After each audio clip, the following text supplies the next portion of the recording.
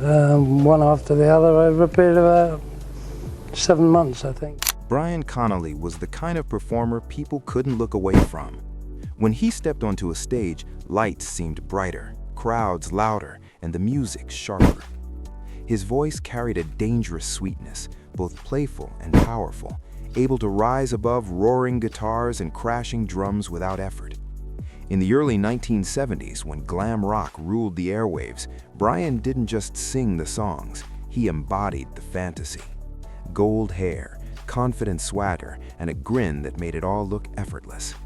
To millions of fans, he was living proof that dreams could come true.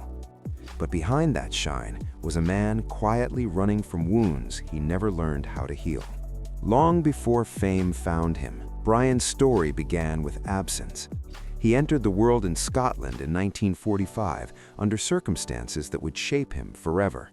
His mother was young, overwhelmed, and alone. Within days of his birth, she left him at a hospital. No explanation, no goodbye, no name for his father. That unanswered question became the first silence Brian ever learned to live with. As he grew older, that silence followed him everywhere, shaping his hunger to be seen, to be heard, and to be loved by strangers when answers at home never came. He was taken in by foster parents who gave him structure, warmth, and safety, but even kindness couldn't erase the feeling that he was temporary. As a child, he learned how fragile belonging could be. He learned that love could disappear without warning. Music became his refuge. Singing was the one place where he felt whole. When he sang, he wasn't abandoned, he wasn't invisible. He existed loudly, clearly, and on his own terms. Even as a boy, his voice stood out. It wasn't trained or polished, but it carried emotion in a way that made people stop and listen. Family gatherings turned into informal performances. Small halls felt like stages. Every note felt like proof that he mattered. But childhood wasn't gentle. Illness struck early, and there were moments when doctors weren't sure he would fully recover. That brush with mortality planted something deep inside him, a need to live fast, to feel everything, to never waste a moment being quiet. When Brian reached his teens, Scotland began to feel too small for the dreams growing inside him. London called to him like a promise. The city was alive with music, ambition, and competition. Clubs were packed with young performers chasing the same dream, and Brian threw himself into it without hesitation.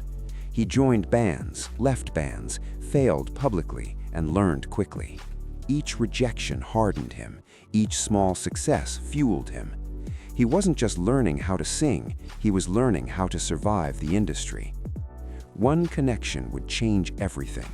Through early bands, Brian crossed paths with musicians who shared his hunger and restlessness.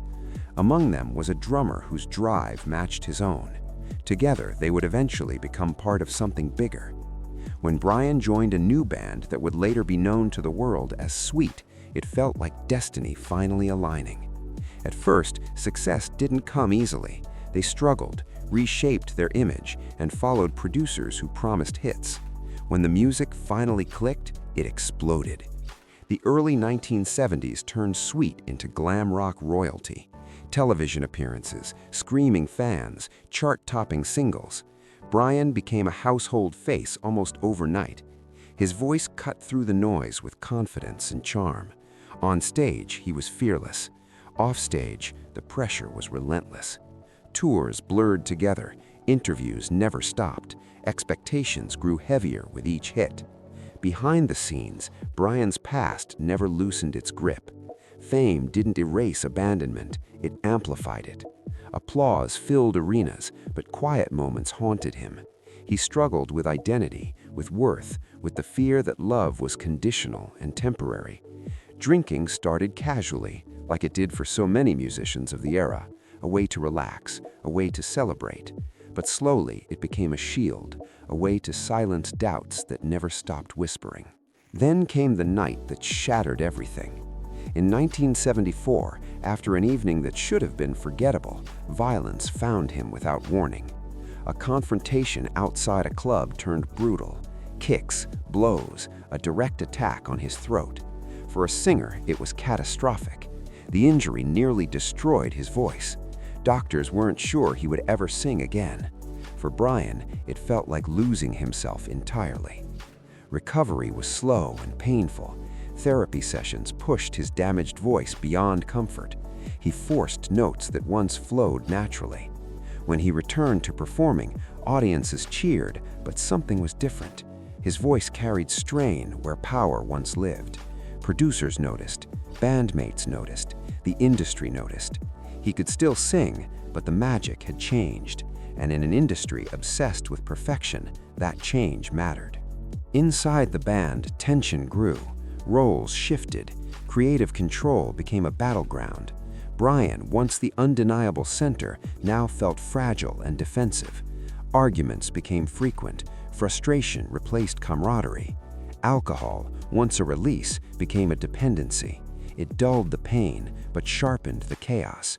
Missed cues, unreliable performances, strained relationships. By the late 1970s, the cracks were impossible to hide. Brian left Sweet, officially citing health issues. Unofficially, it was exhaustion, resentment, and heartbreak. Leaving the band didn't free him, it isolated him. Without the platform that had defined him, he struggled to find footing. Solo projects failed to gain traction. The industry moved on quickly, as it always does. Fame faded faster than he expected. Smaller venues replaced arenas, nostalgia replaced excitement. Drinking intensified, health declined. The man who once ruled stages now fought to hold on to relevance. Financial troubles followed. Legal disputes drained what little stability remained. By the 1990s, Brian's life looked nothing like the fantasy people remembered. He lived modestly, far from the spotlight, performing wherever he could. His body bore the cost of decades of abuse and injury. His voice, once unstoppable, struggled to carry him through songs that once defined a generation. Still, he performed, because the stage was the last place he felt like himself. Fans who saw him in those years didn't see a fallen star. They saw a survivor, a man who refused to disappear quietly. Even when his health failed, he smiled for photographs.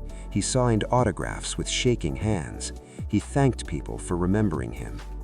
In his final years, his body began to give out completely. Organ failure, heart problems, hospital visits became routine. Yet he rarely complained publicly. Pride kept him silent. Humor masked the pain. But those closest to him saw the truth, the cost of unresolved trauma, untreated addiction, and an industry that celebrates talent but abandons vulnerability.